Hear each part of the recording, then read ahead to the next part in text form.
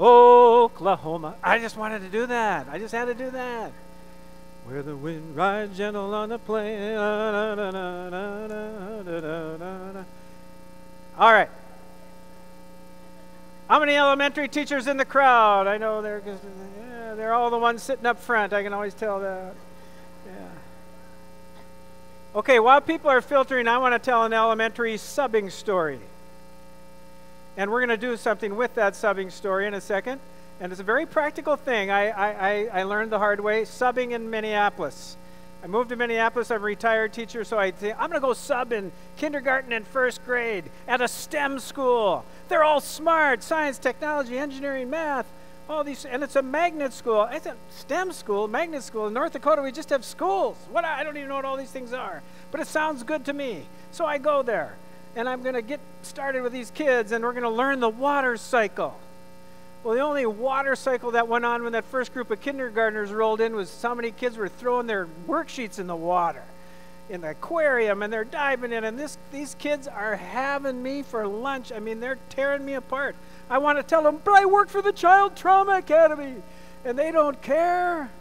I don't care if it would have been Dr. Perry and it could have been our whole staff. Those kindergartners would have eaten us up because we're having them do worksheets on the water cycle. I said, fool me once, shame on you, but fool me twice, shame on me. So I say, everybody, stand up. You're my kindergarten class. Oh, by the way, yeah, it was the one class just did eat me up. And this little guy walking around with a clipboard, that's not a good sign. When the kid walks into the clipboard and it's you either put a smiley face or a sad face for how he does that day, I go, I don't want to do that. I don't want to sign that. I don't want to, okay. But this kid comes in, and yeah, he just had torn me apart for the 20 minutes, half an hour, and then as he's walking out the door, he reaches out, and he just wants to hold my hand. And so I did. I held his hand and walked out and pretended like he was just the nicest little boy, which he wasn't. But I know I could look in his eyes, and I know that he had had a tough life. Okay, but the next class comes in, and I say, all right, today we're going to learn about the water cycle. Would you all stand up? And they looked at me, and you all stood up, right? You're them. Come on, stand up. If you're wearing pumps, better take them off. All right, stand up. While people are moving back in, we're going to do the water cycle on one leg. And I said, balance on one leg. Pick anyone you want. And whatever I say, I only want you to repeat the last word. The last word, people. They go, okay. And if you're like me, you might want to put a toe down just to keep your balance, because you're in front of all these people. And I said, the sun brings energy. Wow, you did really well on that. I said, and then there is evaporation. And then the gases come together and start to form. There is condensation. And then those water droplets get heavy and they fall out of the clouds. It is precipitation. And then there's runoff. Runoff. Switch feet. Energy. Evaporation. Condensation. Precipitation. Runoff. Runoff. Man, I had them at runoff. All right, sit down. Point is, teaching should involve movement. I don't know who made up the maxim that we learn best on our butts, but I don't think it's true, and I don't think it's necessarily true for any age. Now, I think high school kids can do a lot more seat work than elementary kids, but we all need to move. We all like to move. Our service people, men and women, they march and they chant and they move and they have rhythm, and because the rhythm goes all the way back to the heartbeat, doesn't it? And we don't take enough advantage of rhythm to kind of unite our kids in school. Now, let me skip some slides. because we want to make sure we play with a little brain-friendly lesson design. This is our template at the Child Trauma Academy for positive developmental experiences for kids in school. And we'll probably be able to share a few of these slides or take a picture of it, whatever. But I love these 6 words because they are my template, and they became my template for discipline, for lesson design, and for my own self-care. Love these 6 words. But we're going to really talk most about lesson design.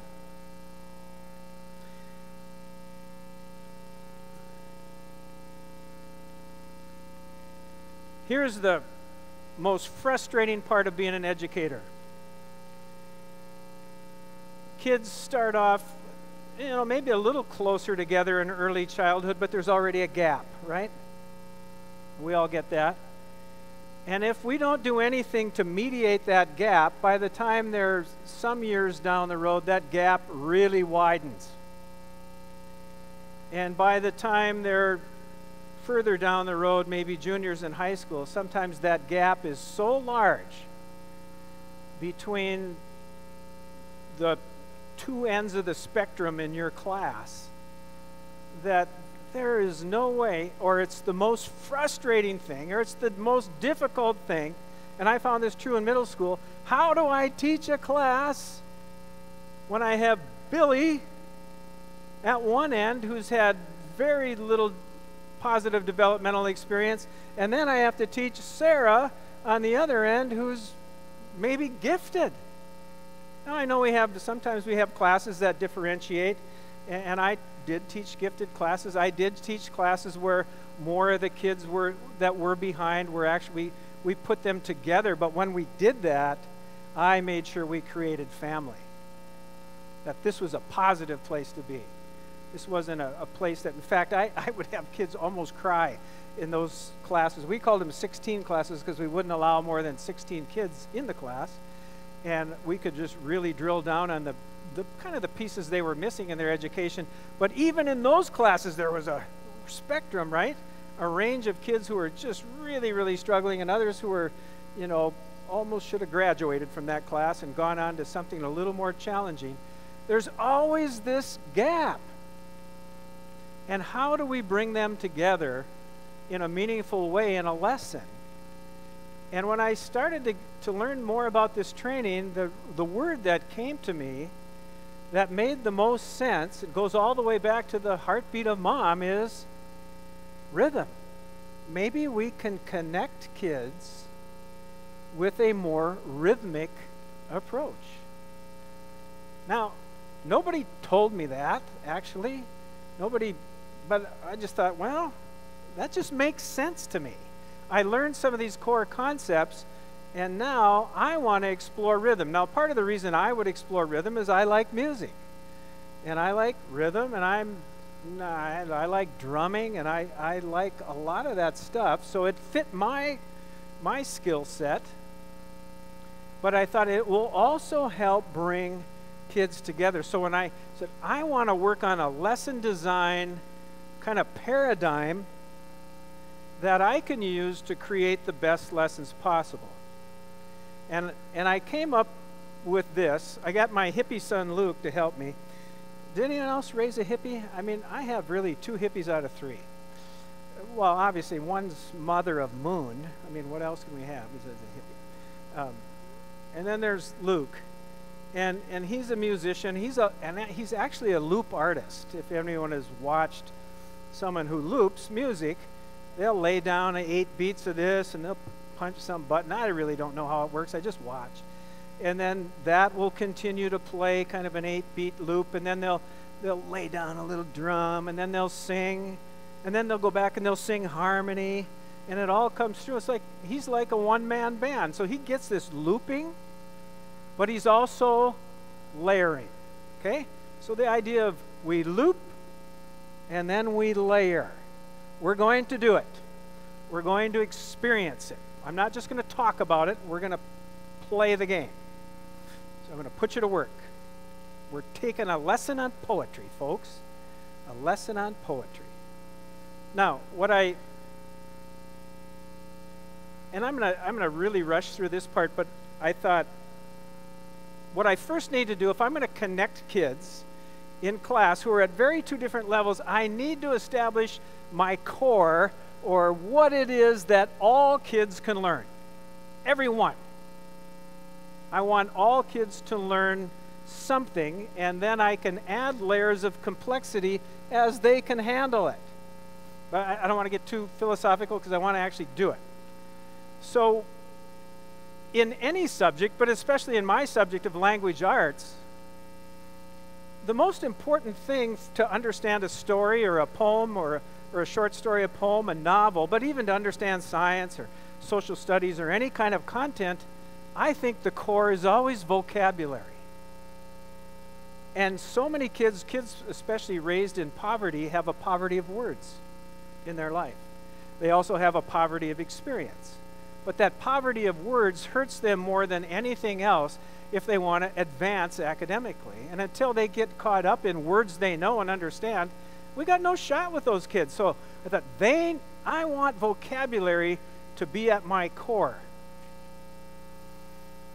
And still, I know I got Billy who won't maybe know a whole bunch of words, and I got Sarah who maybe knows most of the words we're talking about. How can I bring them together? And the idea kept coming back to me.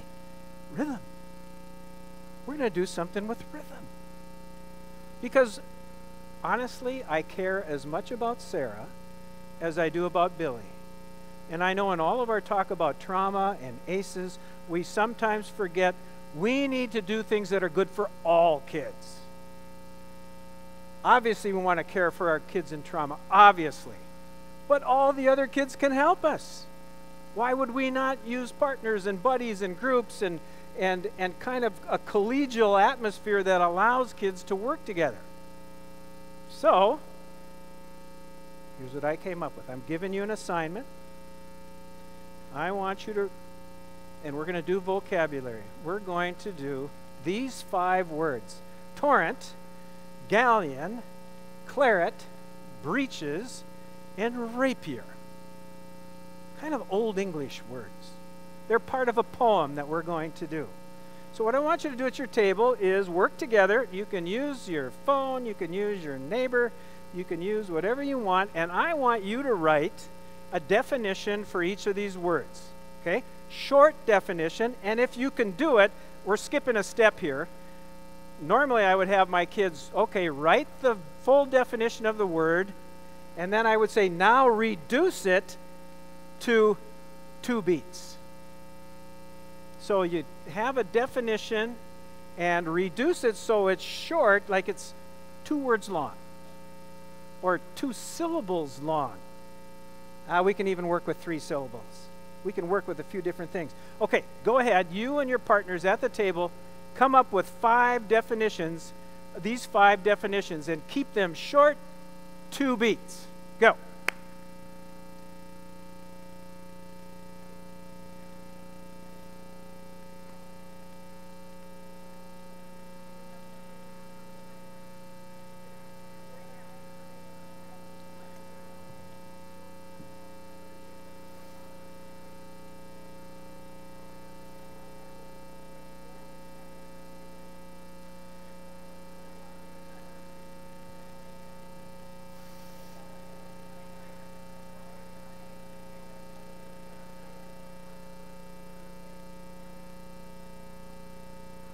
Not going to give you a ton of time because with 800 people, we're not all going to agree on these 5 definitions anyway. So you're going to end up agreeing with me anyway. Anyhow, but I just want you to do it for the experience.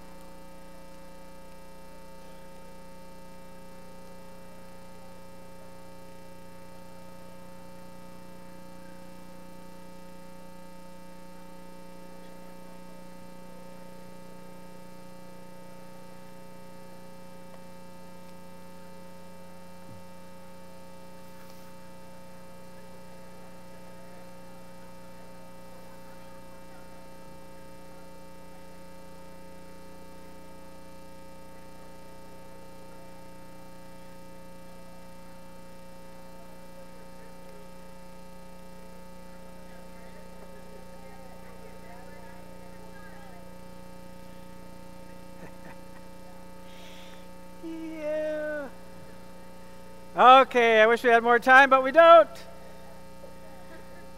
Now, before I just wanted to give us that to start so we have a little material to work with. But now I need you to be rhythmic with me. Here's what I want you to know. Just like we have Sarah on one end and Billy on the other end as far as knowing words, guess what? In this room today, we have Billy rhythm and we have Sarah rhythm. And we have every other kind of rhythm in between. Some of you might even be a little rhythmically challenged. And that's okay. That's all part of differentiation, right? We know we have different levels of skill. So my son, the hippie, said, well, let's first, Dad, the first thing you should do is establish voice rhythm. So what we're going to do in the next 30 minutes is something that I did over a number of weeks of time. But the reason I'm doing it is because I want to do something rhythmic and relational and relevant and all those 6 R's that we just had up there a little bit ago. I want to put all that together into this lesson. So I'm willing to build this over time. So please don't think you could do all this on Wednesday. You couldn't. But for everybody who's from that screen over, you're going to be ooh. Can you give me a ooh? Now on my direction. You guys are good, but a little louder. Good. On this other side, from this screen over, people in the middle, just wait. You're supposedly the advanced kids. Okay. The people over here, you're going to go, ah. You're going to echo, ah. Don't make it sound too sensuous. It's kind of weird. Okay. Maybe ha. Ha would be better. Ooh. Ha.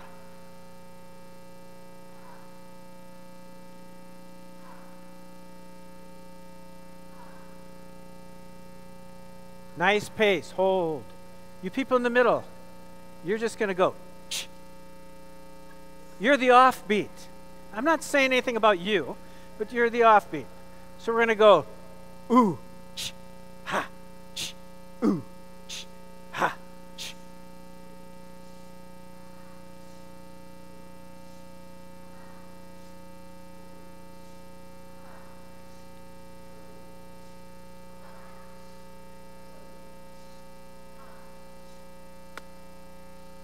Keep going. Now let's go.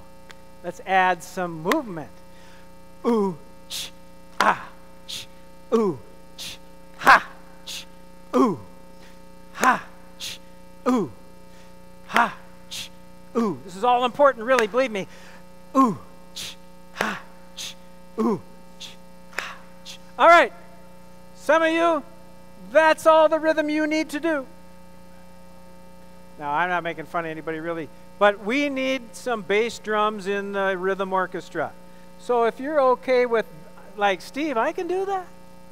So you're just a bop and a bop and bop and a bop, okay? But some of you are bored.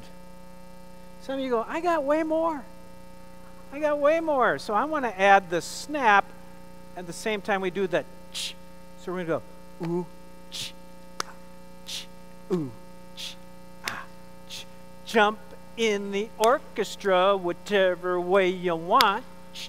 Ooh, ch, ah, ch. Some of you should be back to this. Ooh, ch. No, I'm just kidding. Ch, ooh, ch, ah, ch, ooh, ch, ah, ch, ooh, ch, ah.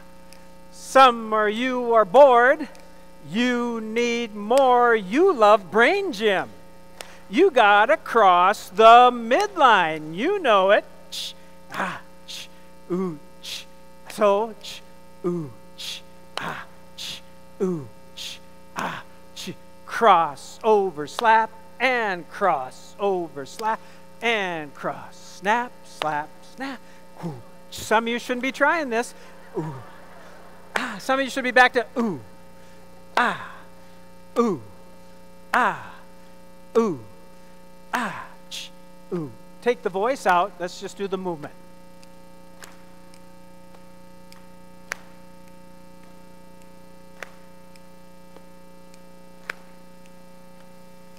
Okay, keep the rhythm going. Now let's study the states and capitals of the Great Plains.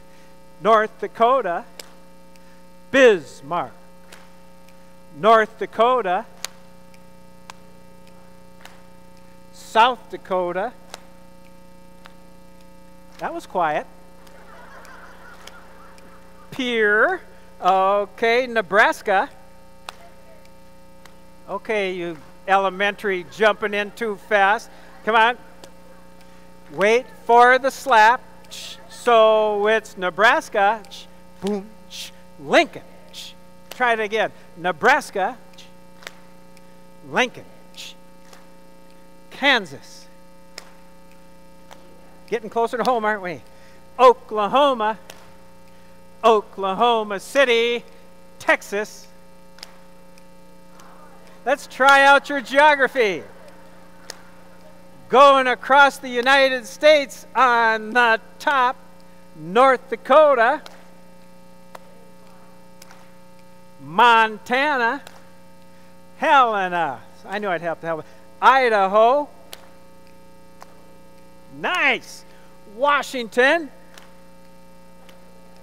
Yeah, Olympia, not Seattle. Nice try. Oregon. That would have been Salem. Okay, you get it. Let's do math facts. Here we go. Do our times, and 1 times 1 is... I did this last week, and someone in Canada said 2. They do different math up there. 2 times 2 is... 9 times 9 is 81. Nice. 10 times 10. 11 times 11. 121. Okay, I'm just kidding. I'm just kidding. Okay. So we got the idea, right? Now, elementary kids love it. And the more complex the movement that goes with the chanting, actually, the better brain connections you can make. But that doesn't mean we have kids do movement they can't do. I'm just saying the more movement you can add to the expression of the memory, it's a strong connection. Now, I know some of you go, yeah, I teach high school kids. Like, they're not going to do this. And they won't at school. But you know what? If you taught them and they like you, they'll do it at home. Because if you have to memorize anything long, anything tough, biology definitions, chemistry kind of thing, any kind of concrete topic, and you do rhythm, you can't believe how better you connect and how much more you can learn. I'm a confirmation teacher at church, and kids have to learn things like the Apostles' Creed or something like that. We do it on drums. We drum. We do this, or we do hand drums. We learn it on drumming. It's a little weird when they chant it in church. It kind of goes, they get a little bit into the beat. But the memorization and movement really, really works. And I'll just challenge you teachers to give it a go. And besides that, it regulates. See, what we're trying to accomplish here is we want our brainstem to be happy. We want the diencephalon to be happy. We want to do something as a group. Our limbic relational system is happy. And we're getting new contact. The cortex is open for business. And we're getting the cortex in. Now, a lot of our elementary folks, you do rhythm and music stuff to learn all the time. As well you should. I think it's underused in middle school. And I got away with it. But I did it with the kids. Guess who else got regulated? Me. I enjoyed it because that was something I liked. So, okay. We've established that we can learn in rhythm. And you know what? It all goes back to the heartbeat.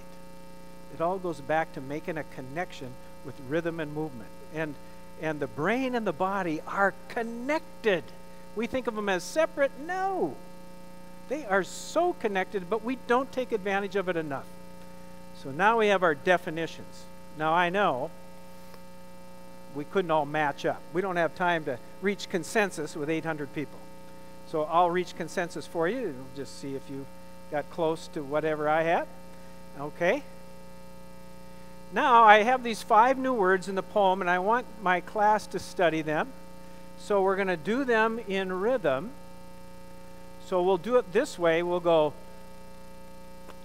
I'll slap the word, so I'll be torrent. I'll slap again, and then strong flood. Okay? Torrent. Strong flood. All those elementary teachers are jumping the gun all the time because they're so smart. Okay. Here we go. Torrent. Strong flood. Galleon. Big ship. Claret. Red wine. Breeches. I want to hear you this time. You know why I wanted to hear that? Because you're from Oklahoma. And you go, short pants. I love that. I can hear it. You can't. Rapier. Sharp sword. Torrent. Galleon. Breeches. Claret. Love it. Rapier. Coming together now? Okay, keep it going. Let's try it without the definition. I think they're going to be stuck in your head like a brainworm. Here we go. Torrent. Galleon. Claret.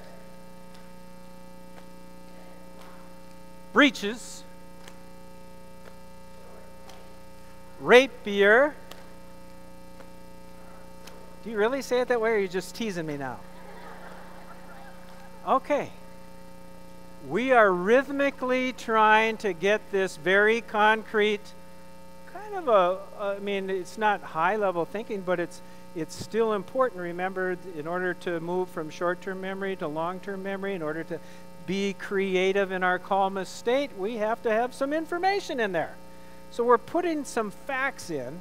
We're putting some definitions into our mind, but that's not good enough. That's not good enough thinking. I mean, we can all learn a list of words, but now it comes time to apply it. So let's just think of Billy and Sarah so far. First, we started with just doing the definitions, right? So Billy got 1 repetition. If I were doing this in full length, then we would take definitions and change them to 2 beats. Now Billy gets 2 repetitions. Sarah probably already has these words down. Doesn't matter, because she's actually going to have some fun. She's connecting, she's helping, she's being a learning buddy. We had the definition, we had the 2-beat definition, and now we practiced in rhythm memorizing the definitions. Now I've given Billy 3 opportunities to learn 5 new words. Repetition, repetition, repetition. And in my experience, he's not bored. He's not bored because we're moving. We're connecting him brainstem to the top. We're really respecting his brain, which needs some regulation. And this is really about regulation. But regulation leads to concentration, which leads to learning. But that's not good enough for me. Not unless we can make meaning. So, let's do the poem in rhythm. And I found a lot of 8th graders had a real hard time reading poetry in rhythm. But not when we added, now we got to slow down. Just like a hot summer day, slow down. For me, for you guys, by the way, today was a hot summer day. Like, that was killing me out there. I saw you guys going outside to warm up. I was going out peeling my coat off. I mean, I can't even stand it in here, and it's pretty air conditioned. So let's do the poem in a rhythm about this speed.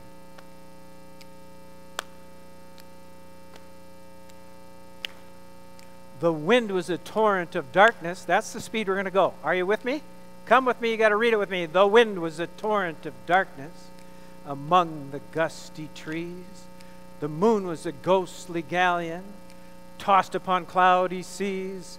The road was a ribbon of moonlight over the purple moor, and the highwaymen came riding, riding, riding. The highwaymen came riding up to the old inn door. He'd a French cocked hat on his forehead and a bunch of lace at his chin. His coat was of claret velvet with breeches of brown doe skin. They fitted with never a wrinkle.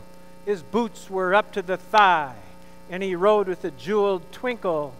His pistol butts a twinkle, his rapier hilt a twinkle, under the jeweled sky. Just a little rhythm to end it.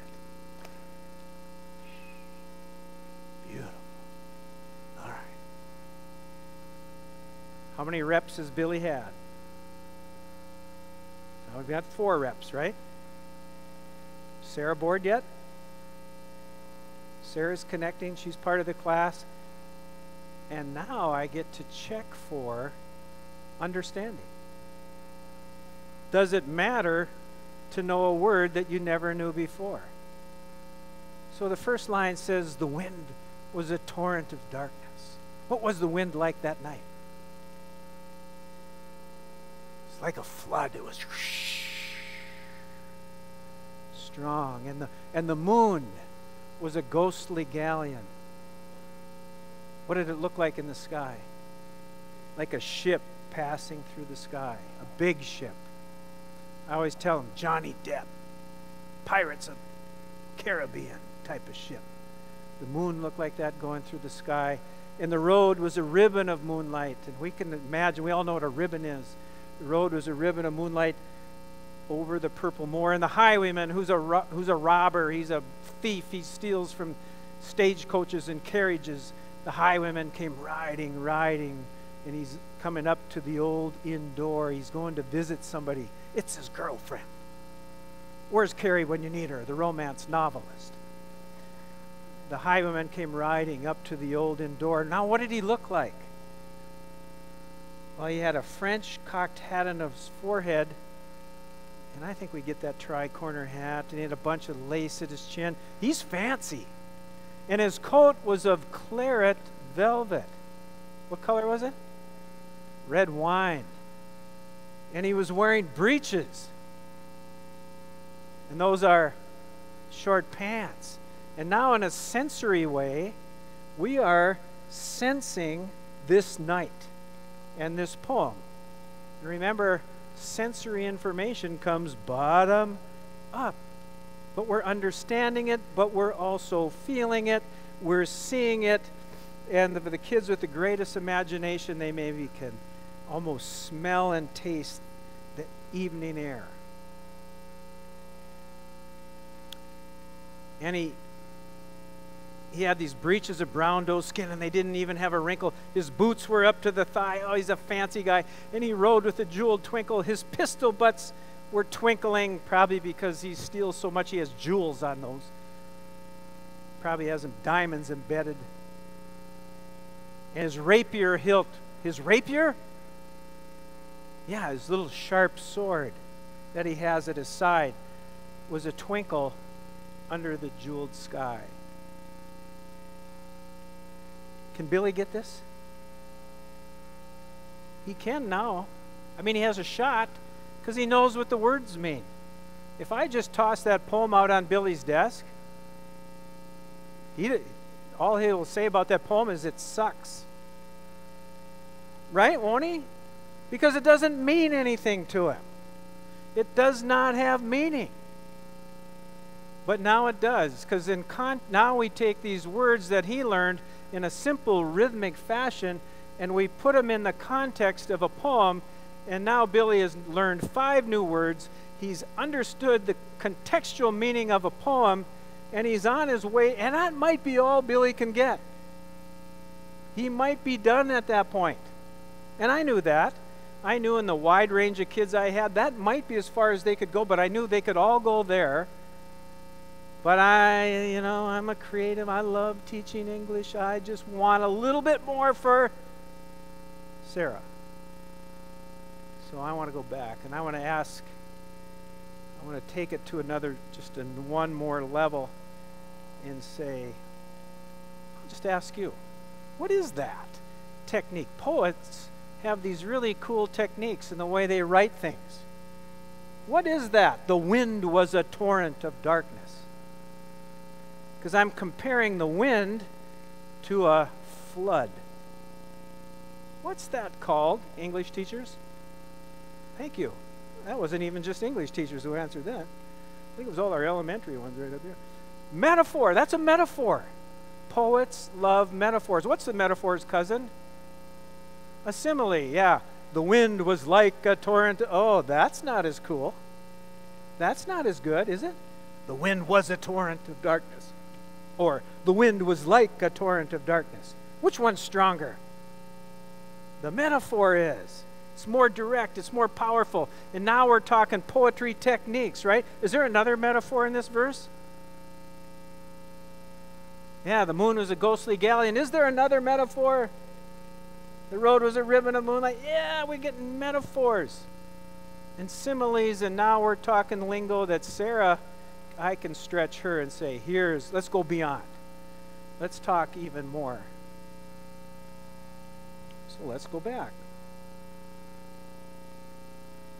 We started with a core process.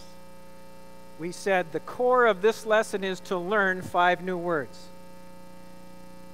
And I gave you those words and asked you to do a definition.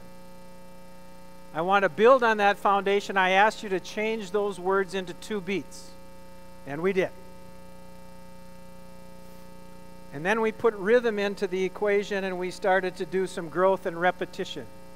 By the way, this is Billy's 3rd time getting these words. And we practiced them in rhythm. And rhythm is fun, and rhythm is regulating, and rhythm provides its own brain break without having to do anything but work on your lesson. You can regulate while learning. We had a gal in Columbus, Ohio, interesting story. She was an elementary teacher in a very tough inner city school, and she was taking a half an hour just to get her kids to go to the bathroom. Half an hour in the morning and a half an hour in the afternoon. An hour a day to go to the bathroom. And she was frustrated, and we talked about rhythm. We talked about rhythm-based learning. So her kids would sit out in the hallway waiting to go to the bathroom, and they're going, 1 plus 1 is 1. 2 plus 2 is 4. They're learning math facts. And she cut her bathroom break to 15 minutes, both in the morning and the afternoon. You can do the math. She got 2.5 hours more of instructional time a week by cutting her bathroom breaks from an hour to a half an hour, and she got kids to learn math facts. And they were engaged because it was actually regulating the rhythm. Then we read the poem, and we read it in rhythm. We engaged the poem in rhythm, so we got to see those words for the 4th time. And then we had some introspection. We talked about what does the poem mean, and actually got to make meaning of the poem. We've now seen those words for the 5th time, and then we went deeper to talk about similes and metaphors, and we've now seen those words for the 6th time. Now, I don't know if Billy's going to get simile and metaphor, but I think he's gotten everything else up to there, and am I happy with that? You bet I am. I'm happy. He gained. He didn't screw up my class. I didn't put him in the hall. We didn't have fight or flight. We worked it out. And Billy and Sarah, for this lesson, were very connected as 2 learners in my class. Now, is this the lesson to end all lessons? Of course not. Of course not. And is this a lesson you could do in your class? Maybe in some form. And maybe not, but is this a technique, the technique of rhythm and chanting? Anyone can do it. Anyone can do that, and it can matter. Now, here's where this might be controversial to you, but it wasn't so much for me, is what happens when it comes time to test? Because we all got to get there, don't we? Don't we, doctor? We have to get to the test. I would layer the test. The first layer in the test might be simple definitions, maybe matching. The second layer of the test is making meaning of those definitions in the context of the poem. And that might be as far as Billy can go. He can get through 2 layers. I'll test him on 2 layers, and then I'll have a third layer in the test that for him would be a challenge, but for Sarah would be an expectation. And I began, the end of my career, I know, so I don't have a ton of examples, but in the end, I started to layer my tests. So layer 1, 2, 3, whatever many layers I wanted. And you know what else happened in that test? It became diagnostic for me. Now I know what Billy knows, and I know where the roadblock is. I know where the stop sign goes up, and he gets that far. And now I know enough about him to help him further. And I know what Sarah can do, and I know how far Sarah can take it. And I might even throw in a piece on that test that asked her to write an original verse of a poem using a metaphor and a simile or whatever kind of poetic technique I want. Does that make sense? It was sort of dream it and do it. I thought this could work. Now, we didn't do it in a half an hour, but it started with rhythm. And it was a belief that rhythm can connect kids. I've heard Dr. Perry say it a number of times. He said, one thing I know we can do if we want kids to connect in school, rhythm and relationships. So let's go back and maybe we can say, did we succeed? Was the lesson relevant? You do not teach a good lesson if there isn't something in that lesson kids can succeed at. We must find a way, especially for our kids who have been besought by ACEs, we must find a way for when they come to school that they get some success. They know they have some competence. They have learned something. And you know why? It actually produces pleasure chemicals in the brain that help neuron connect to neuron, connect to neuron, connect to neuron to go from the bottom to the top.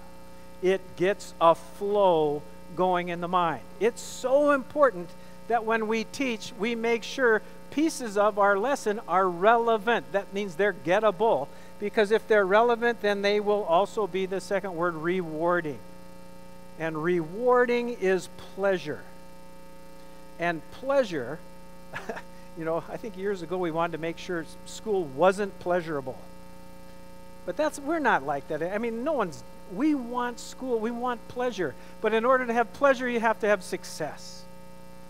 Okay, obviously, it's just easy to answer the next. Was the lesson rhythmic?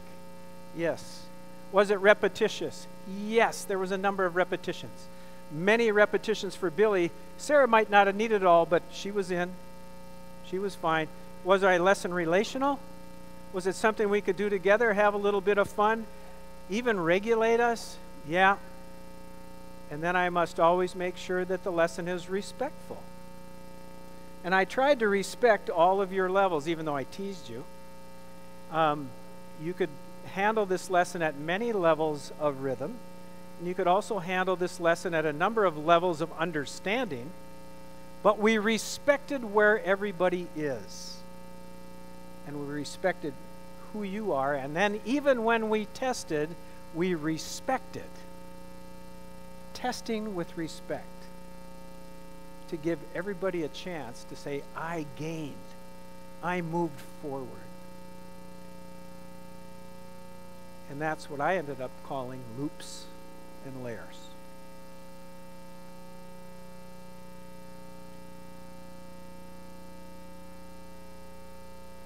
I promised myself,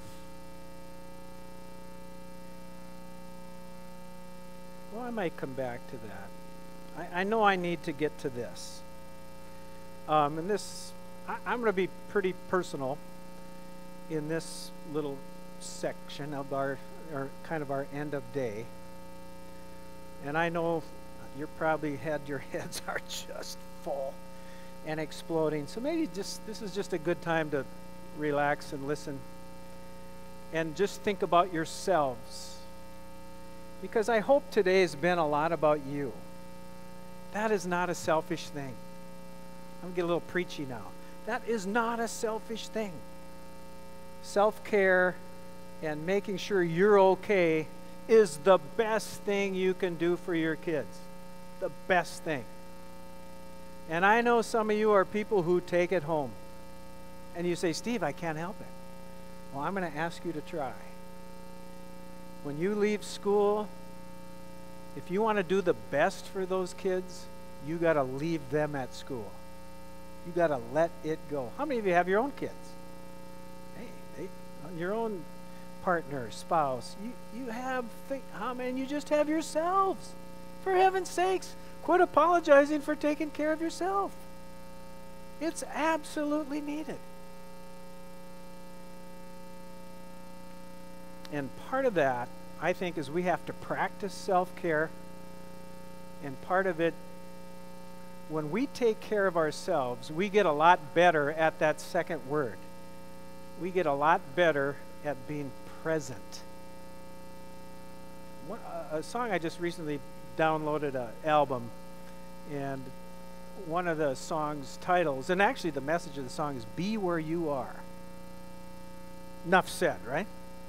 Be where you are. I love this story. Not trying to, proselytize or anything. I'm just talking to you about a funny story in the Bible. I think it's funny because of these two sisters, like Mary and Martha. Anybody know that story, the story of Mary and Martha? Quite a few people. It doesn't matter if you don't. It's just a cool story because Mary and Martha are hosting Jesus the rabbi at their house. I don't know where their brother is. Lazarus is their brother. I don't know where he's at, but he's not mentioned in this story. And these two ladies are having the rabbi come, and Mary is a little bit ticked off, isn't she? I mean, Martha. Sorry, how many Marthas are in the room? Martha's the detail person, right?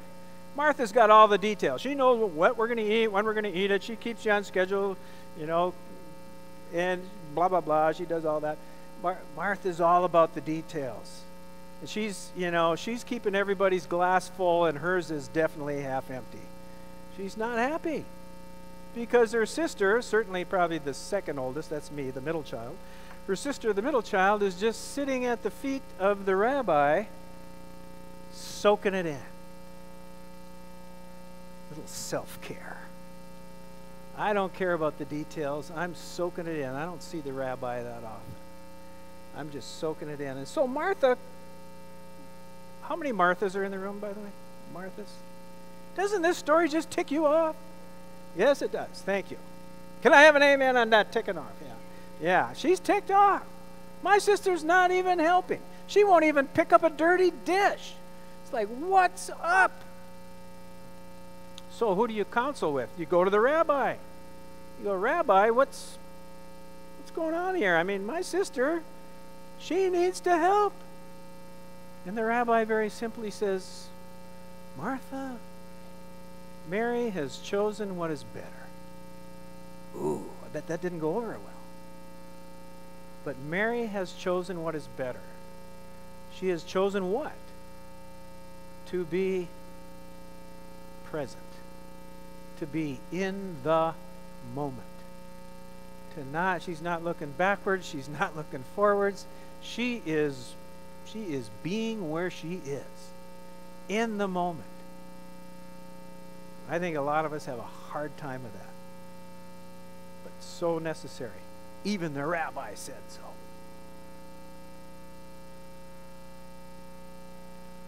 I shared with a few people, and I almost didn't come because we're dealing with pretty tough cancer at our house. And it's my wife, who I dearly love. I think she's the hottest woman on earth, and I've been married 40 years.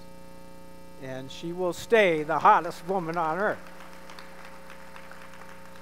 But ironically, working for the Child Trauma Academy and sharing about the brain, she has brain cancer. So it's a very tough cancer. Not really even a curable cancer. Although, we're in a stage 3 trial that looks pretty good.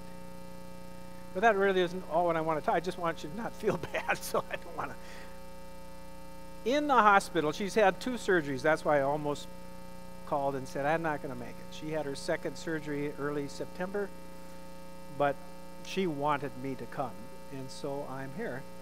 But after her 1st surgery, which was over a year ago, in its glioblastoma, for those of you who know your cancers. And the reason I know I can share this is because everybody in this room is affected by cancer. I know it. Some of you maybe personally, yourself, or it's someone in your family, or it's someone you love and know. I just know I know we're all on common ground. So, and I don't mean to be funny about this, but it was almost comical. When our kids were not in the room, and no one was around, no doctors, no nurses, she did in one moment look at me and she said, honey, am I going to die? And the weird answer came to me and I said, yes, you are. But not today. And tomorrow looks pretty good too. And that became our mantra. Today's a good day. Tomorrow looks pretty good too. Guess what, folks? None of us have more than that. I don't even know if we don't even know if we have 2 days, but that's how we're choosing to live life. 2 days at a time. So in order for me to do that with her, in order for us to do that together, we had to be present. Not waste a day. I mean, it's not like you fill every hour, it's not like you fill every minute, but we couldn't necessarily think way far in the future. We certainly couldn't rely on thinking about, oh, the glories of the past. It had to be about today, right now, present. We're going to be present in the state of cancer. Now, the reason I say that, well, that might have an effect on a lot of people in this room who are dealing or have dealt with cancer, but is it much different for trauma? I don't think so. I think you have to be, if you're going to work in schools and you're going to survive this education journey in a positive way, you can't look too far ahead. You can't even be thinking the challenges we have in Oklahoma, we just got to solve them now. We got to get this done. And then you give up so easily if you're looking for a quick fix. We knew in our state of cancer there would be no quick fix. It was going to be a day at a time. And we kept coming back to today's a good day. Tomorrow looks pretty good too. You're going to go to school tomorrow, a lot of you, and it's only Wednesday. But hey, don't look to Friday. It's Wednesday. You get Wednesday. And Wednesday looks pretty good. And Thursday looks pretty good too. That's far enough to look. In this whole journey of trauma-informed, it is a slow and patient process. Believe me, you have to stay present in it, or you will lose it and you'll go away saying that was just another one of those failed initiatives that we didn't get it done. But if you don't, you will get it done if you can stay present and in it. You will not get it done if you're in a hurry. Elementary school in Columbus, Ohio is interesting. It's one of the I almost saw some people I recognized in the film last night because they were in Columbus for part of it. I'll tell you, it's called Highland Elementary. And I know you have some tough elementaries in Oklahoma City and in Oklahoma, right? Some pretty tough elementaries, but I don't think you got anything tougher than Highland Elementary. 100% poverty. 40% of kids connected to a homeless shelter. Several kids coming right out of refugee camps in Africa. This place should be hell. It should be awful. But I kept hearing, we had 2 trainers in our program, and I'm not trying to sell anything, believe me. But we had 2 trainers in our program, the principal and her job, the other gal's job who was being trained, is the regulation therapist for the school. Her job is regulation. She runs the regulation room. In fact, they'll tell me, Steve, we do not punish kids. We regulate. We don't suspend kids. We regulate. They went from 180 suspensions a year to 0. But they didn't do it in a day. They didn't do it in a year. They did it over about 2.5 years before I finally said, I need to go to this school. I got to go see it. Because what I'm hearing is hard to believe. So I go visit the school. I'm going to do a little training in Columbus, and I stay an extra day just to see the school. And I get up in the morning in my hotel. I Uber down to the school. I laugh. I said, the Uber driver gets into this neighborhood and goes, yeah, I'll slow down to 5. You just jump. I don't really want, I'm not stopping. No, he was actually really interested in the school. And the school looked like a prison. It's old, big brick, old building, 2 stories. You can hardly see in the windows. It was imposing. It was gray and kind of an ugly day. And like, I didn't know if I wanted to go in. I thought maybe I'll just hang with the Uber driver. So I go into the school, and it is absolutely the opposite. It was the most loving, caring, engaged school, elementary school, I think I've ever been in, no matter what demographic. It was almost crazy. I was just felt flooded by this positive, loving experience. And the principal, well, you know, it takes quite a leader to do this, to pull this off. But she's about 6 feet tall with beautiful flaming red hair. She's pretty imposing, but every room she walks into, 6 kids go for the hug. Finally, she just had to go, just hug me from there, just virtual hug. And she took me into every room. If I was going to see dysregulation, I was going to see it somewhere, right? She took me in every room. Every room is engaged. And this is the morning. She goes, oh yeah, we're really engaged in the morning, but we don't really fight it too hard in the afternoon. In the afternoon, we do more play, just like we did today. We got to do a little more play, a little more movement. We can't fully load the academics in the afternoon. Oh, what great understanding of trauma in the brain. They're just doing it. And 2.5 to 3 years later, test scores going up. All across the board in that school.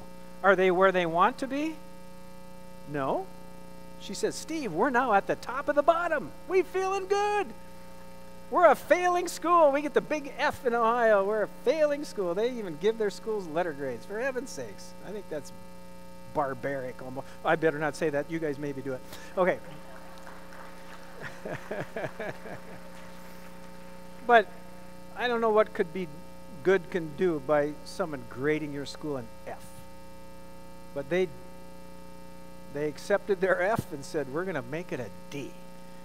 You know how they did it? They did it every day, one step at a time, present in the state of trauma. And I just loved it. And I was so inspired because I thought, this is what can be. But before I left, she said, Steve, I hope you know it didn't look like this 2 years ago.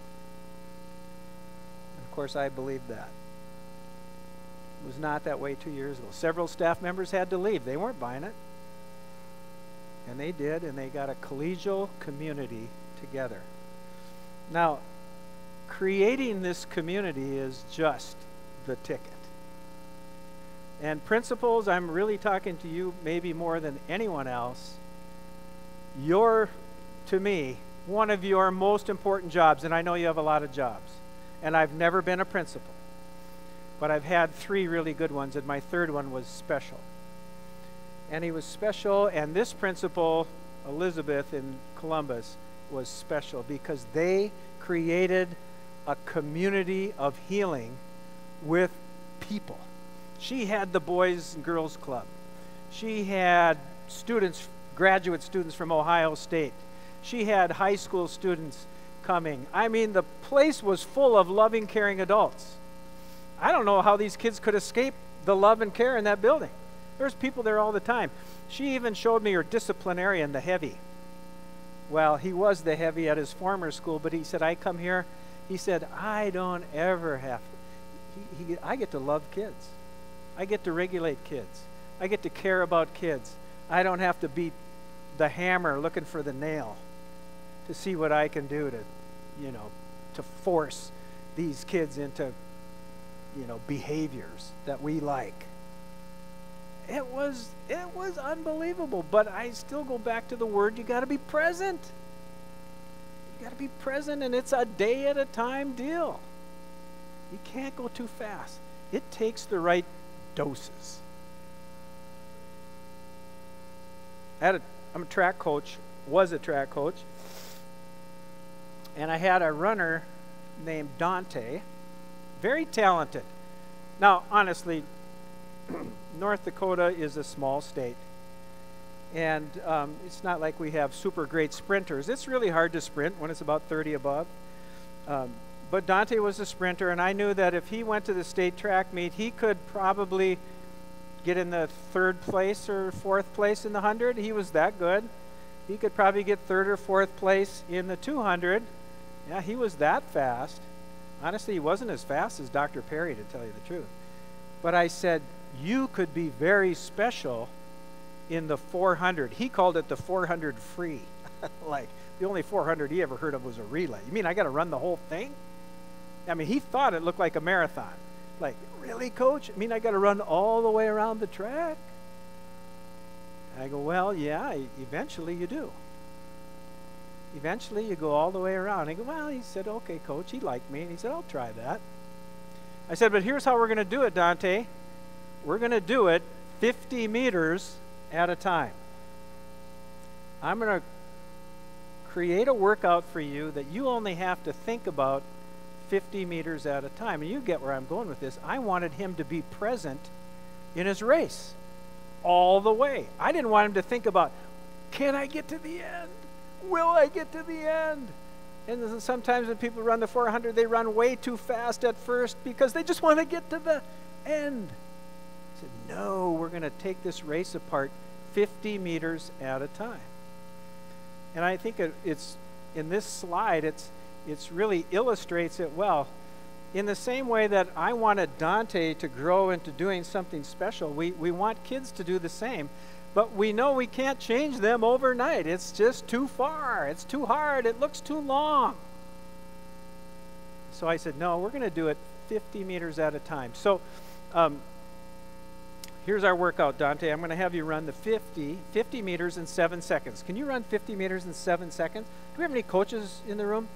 Any trackers?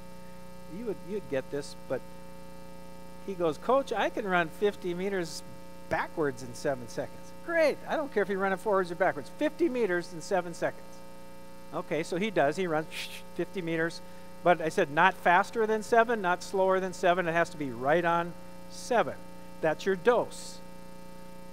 Dosing is super important when it comes to changing behavior in lives. We've got to dose it right. Just like we dosed for Billy in the rhythmic learning of a poem. So, he did 50 meters, 7 seconds. And he goes, okay, Coach, what do we do next? I said, you're going to rest. I don't need to rest. Why should I rest? I don't need to rest. I said, oh, yes, you do. You're going to rest. Just like I'm telling you when you go home tonight. Rest. Have fun. Drink some claret. I don't care what you do, but take care of yourself. So he said, what do I do next? I said, once you rest, you're going to run 100 meters in 14 seconds. So, and I'm going to shout at I put 8 cones around the track, 50 meters apart. I said, every time you come to a cone, I'm going to yell out your time. And it has to be right on. 7, 14. I don't want you to go in faster. I don't want you to go slower. You're going to do it again. Okay, Coach. So he runs 7 seconds. He's at the 50. He keeps going. And he knows he only has 50 more meters to go. He makes the 114 easy. What do I do now, Coach? Rest. You know the drill. Don't need to rest. Yes, you do. You're going to rest. Because some of you are looking ahead and saying, ooh, this is going to get a lot harder than it sounds. But notice, I'm giving him, just like these little, very small arrows are doses of stress. And in this picture, they are measured and perfectly known. We get how much stress we can put on a kid. So it's a little bit of stress, little bit of stress. So he does 100, then he does 150 in 21 seconds, and he does 200 in 28 seconds. Guess what? Dante is now no longer asking if he can skip the rest. He gets it. He needs rest. And he's taking I'm giving him all the rest he needs, because then I'm going to dose him a little further, right? Because then I'm going to make him go 250. And then I'm going to make him go 300. And then I'm going to make him go 350. And in the end, in his tennis shoes, Dante is going to run a 56-second 400 after doing all the rest. And he does it. But the reason he can do it is he only has to think, what? 50 meters at a time. I said, Dante, if you learn to run workouts like this, you can become the first North Dakota boy ever to run 47 seconds in the 400. Believe me, and I'm not even teasing you, in Oklahoma, you got a lot of guys that can run that fast. They can run faster than that. But I'll give you got a little better track weather. And for a North Dakota kid to run 47 seconds in the well, no one had ever done it. I said, but you can be the first to ever do it. And he believed it. But how did we get him to even attempt it? 50 meters at a time. I know I'm laboring the point, but it's important. This dosing is one of the most important things we do for traumatized kids. We don't give them more than they can handle, but we always give them more than they've done before. That's teaching and learning. So I said, okay, and he did this workout several times, maybe 3 times a year. This is a hard workout when you think about it, and he could pull it off. And he goes to the state meet, he wins his prelim heat, he makes the finals easily, and now it's his day to run 47 if he can, but it's an ugly day. It's 50-some degrees, 20-mile-an-hour wind, and it looks like he'll be a state champion, but it doesn't look very good for running 47 seconds. But we're in it. We're in it to win it. We'll see how it goes, but he's had this training. He's had dosing, and I and my wife go to the 200 mark of the track and say, we want to time your first 200. I just wanted to do it. And up in the stands, I time, he takes off running. And if you were watching him, you would think, oh, he's just jogging. He's just going easy. He's taking it easy. He runs. I hit the watch. I don't look at it because I want to watch. I just want to watch him finish the race. The second half of the race looks like somebody shot him out of a cannon. Like, and he wins by 20 meters. He blows away the field. And we look up at the clock, and 47.8. He becomes the first North Dakota boy ever to run 47 seconds. Guess what my watch said? Those coaches in the room. 23.9. 23.9. Perfect equilibrium. He just ran 23.9, 23.9 because he was racing 50 meters at a time. That is resilience. Resilience comes when we can do things in equilibrium, where we can do, and I'm saying this less about your kids than I am about you. When you can give this measured effort every day, work and then rest, work and then rest, work and then rest. Winner. But you got to take care of yourself. Go back to these words. they're important for kids, but they're just as important for you. Are you caring for yourself relationally? Are you taking time for friends and family? And are you making sure you get enough doses of relationship to be strong for those kids who do suck it out of us, don't they? I mean, they do. It's hard. Are you doing activities that are relevant for your and rewarding? Like relevant for your pleasure? Are you doing enough to be rewarded? Yeah, you got to do it.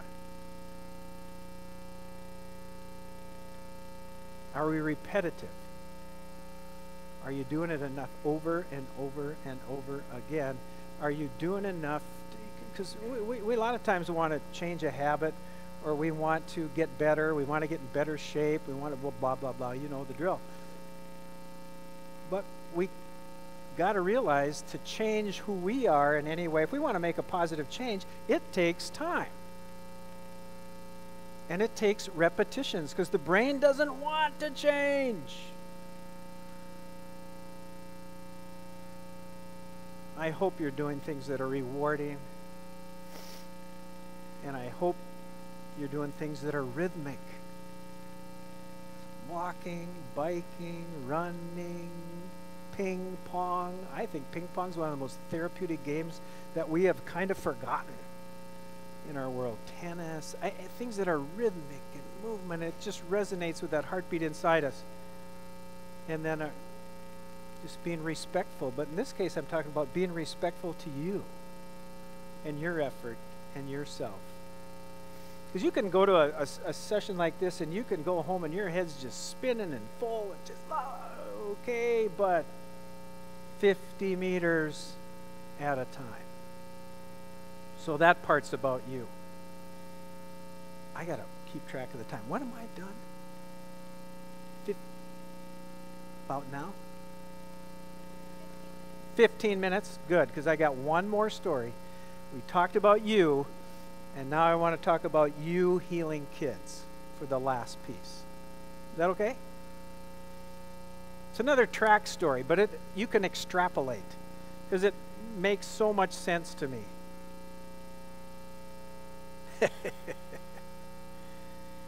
Oh, I love this saying. I just put it up there just for a second. Man, we have tough kids to work with, don't we? I'm just going to leave that saying up there just for a second, because it's important to the story I'm going to tell. This is from John Steinbeck novel. And it's about a dad who has these twin boys. And I don't know if any of you have read East of Eden. And he's got these twin boys, and they've had kind of a psychopathic mother. And he's not exactly great shakes either. It's not like he's a wonderful, nurturing father. And he goes to his neighbor, who's kind of the philosopher in the book. And he's just bemoaning the struggles he's having with his boys. And he said, "You can't make a racehorse out of a pig." And his neighbor looks at him and says, "No, but you can make a very fast pig." I'm not equating kids to pigs, please. I'm not. But doesn't that make sense? So many of us say, "Look what I sent him home to. I can't make a racehorse out of a pig." No, but someone's got to remind us, no, but you can make a very fast pig. There's so many stories in Bruce's book, The Boy Who Was Raised as a Dog, where kids get healed, but they're not exactly normal. But they're healed and they're doing better. And Bruce would say they'll always speak the language of love with an accent, but at least they'll speak the language of love. So my last illustration, and I know I won't get in trouble with you if you get out of here 5 minutes early, will I?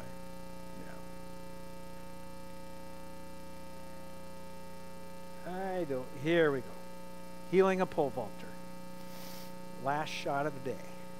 Had a pole vaulter named Kevin. He's the kid I just loved. I coached him in cross country and I coached him in track. He was not a particularly overly talented kid, but he was a hard worker. And he got himself, and he vaulted early in April in North Dakota. Poles barely bend in April. And he ended up vaulting 14 feet 9 inches in April, and he's the best pole vaulter in the state. And if you go 14 9, you're only 3 inches from glory. 15-foot pole vaulter in North Dakota is rare. There have been maybe at this time had been 3 or 4, and Kevin wants to become a 15-foot pole vaulter. So I say, all right, we'll do what we can. Kind of stupid on my part because 14.9 was amazing for this kid. But the only way because he wasn't really tall enough or really fast enough, he was very strong, but he really, physics-wise, he didn't have all the tools to do what he wanted to do next. Coach, I want to use a longer pole. I need to use a 15-foot pole instead of a 14-foot pole to see if I can go over 15 feet. All right, we'll do it. So he runs down the runway with his pole, and I don't need to teach about pole vaulting, but it can be dangerous. These are the days before helmets. And he plants that 15-foot pole, which is a foot longer than anything he's used to. He goes up, it doesn't bend enough or move forward enough, and it stalls, and he flips and goes headfirst into the metal box. And I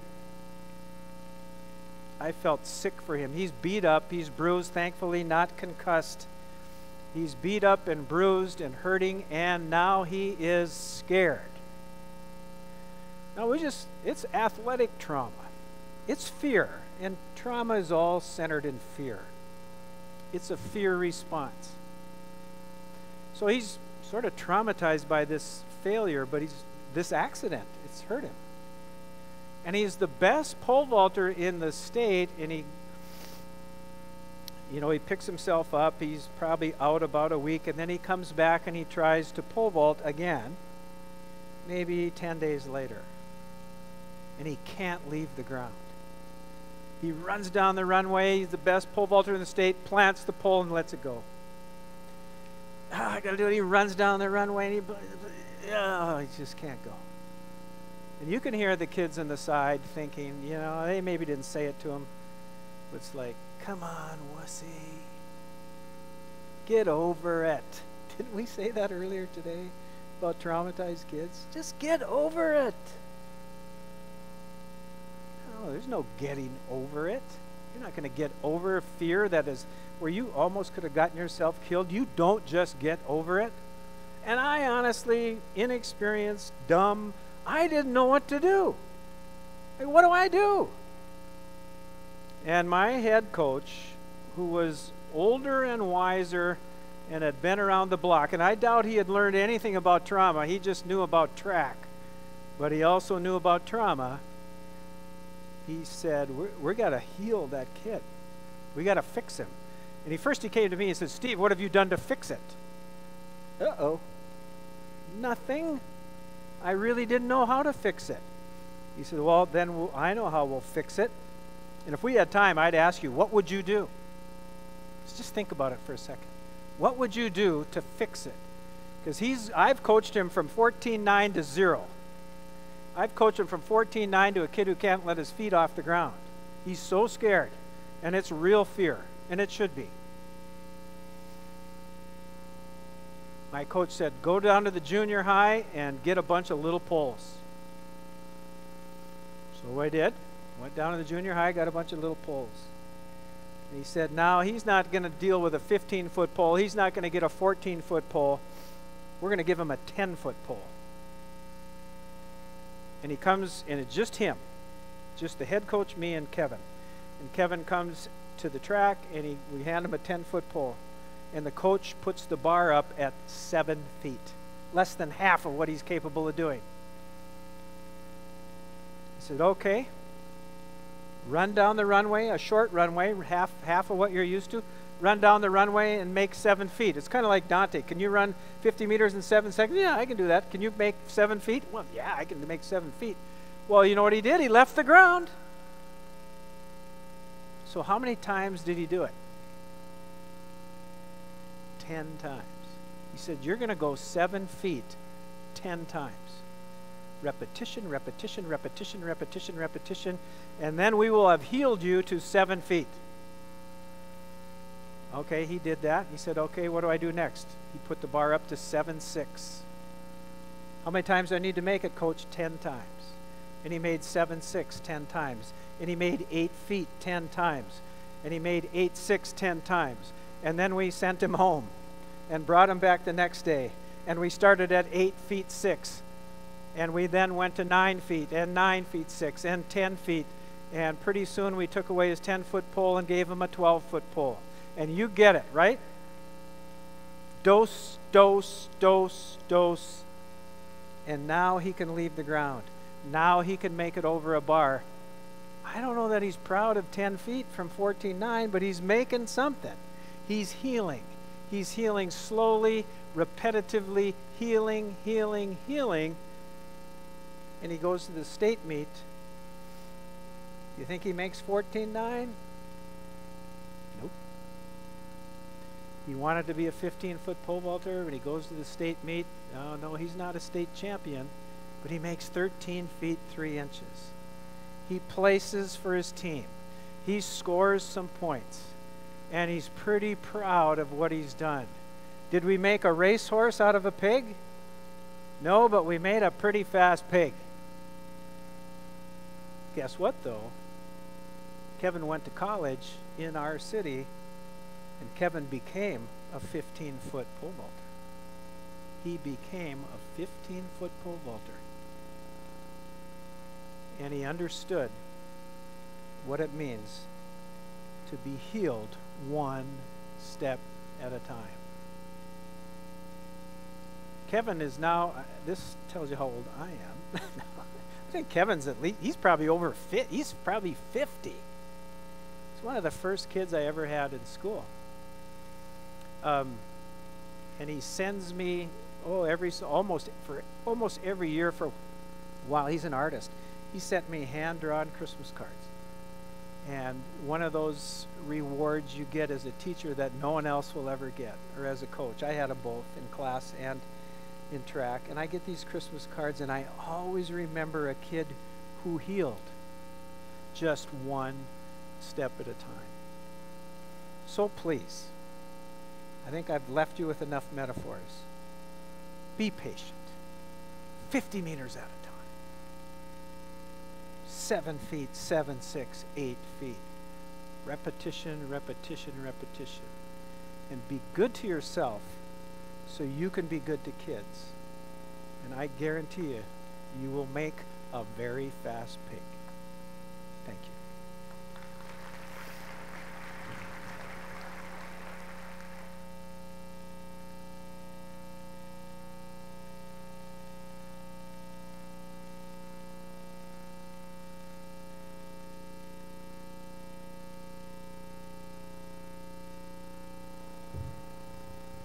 Thank you so much, Steve. Really appreciate your stories, and those metaphors do stay with you. So they mean a lot. It has been a very, very meaningful afternoon. So now it is my pleasure and privilege to introduce Dr. Terry White, who is the Commissioner of the Oklahoma Department of Mental Health and Substance Abuse Services. Terry White is going to speak just briefly to you, but it is such a powerful message every time I hear her speak. She has successfully led efforts in children's behavioral health services and community-based treatment programs. So please welcome Commissioner White. Thank you.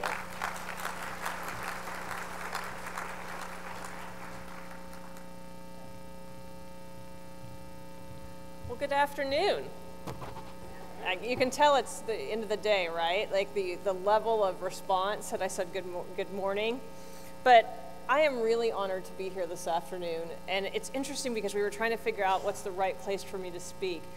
And we decided it was the wrap-up. And I have all these official talking points. And for those of you that have seen me talk before, you know that I never use them. And I'm not going to use them now.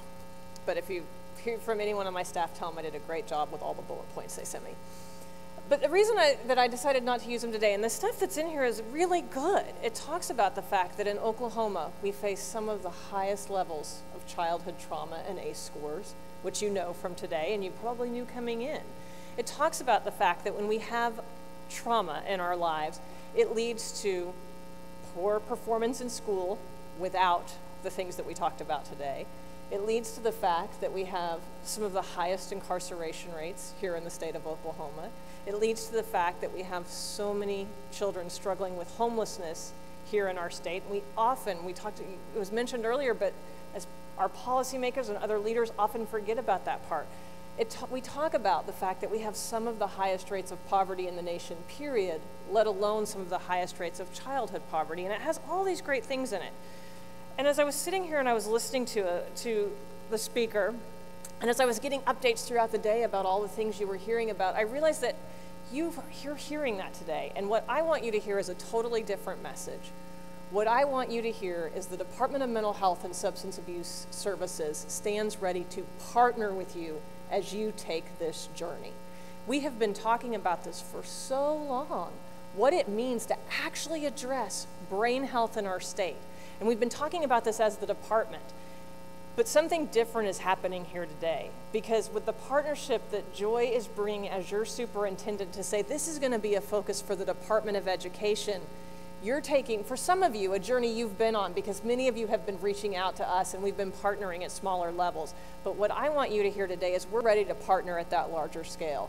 Some of you have probably heard about the work we've been doing with Oklahoma City Public Schools around mental health, around addiction, around trauma, around violence. We are ready to do that with you on an individual basis, whether we're supporting you locally in your classroom, or we're ready to do that with you as your district as a whole if you are ready to take that next step in that deep dive. So I am going to make my remarks much shorter than usual, and if you want to hear more or you want my speech, you can have it afterwards. But what I want you to hear is what you are doing today, whether this is the beginning of your step or whether you're almost at that 400 meters because you've been working on it. We are ready to be here for you at a deeper level than we have been before, because this is what changes the rates of mental illness and addiction in the future of our states. By addressing in a school setting regulation, by helping people learn social and emotional regulation in first and second grade when they're not going to be able to learn it at home because that's where their trauma is happening. This is what changes all those other things we want to see, including making your classroom a place where you love to be every minute of the day. I know you love to be there every day, but where you love to be there every minute of the day, because your life is easier, because if you're a leader in your school, your teachers are happier, but because this is what changes it for kids. So I want you to hear thank you. Those of you that are after 4 and you're still sitting here, especially you, thank you for being here. We are ready to partner with you. This is how we make Oklahoma the #1 ranked in all the things we want to be #1 in, instead of childhood trauma and poor school performance. Thank you so much.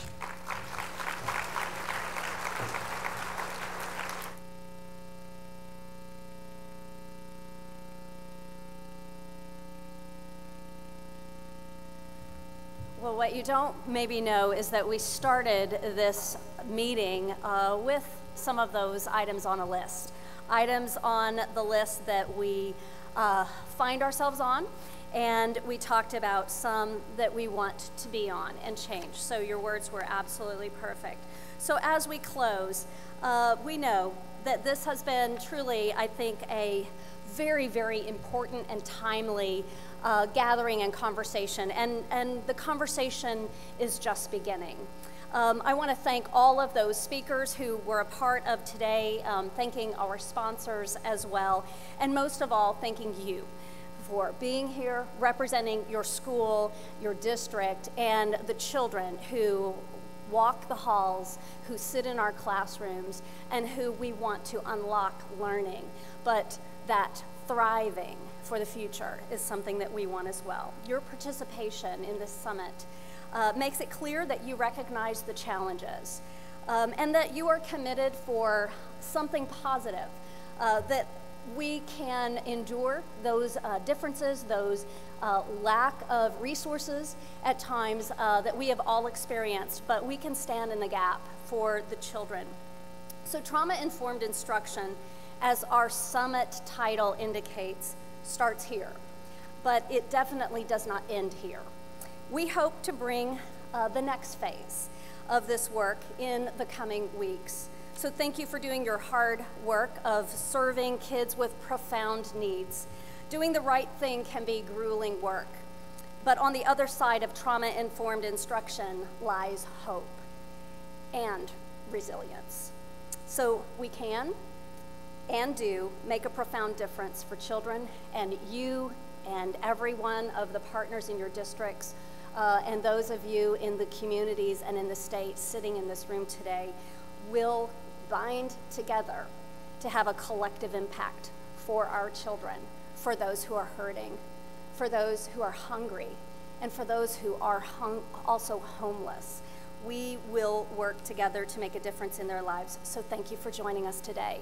I have hope, and I love the way we were challenged with our future can be brighter than our past, and so it will. Thank you. You are dismissed. Thank you so much.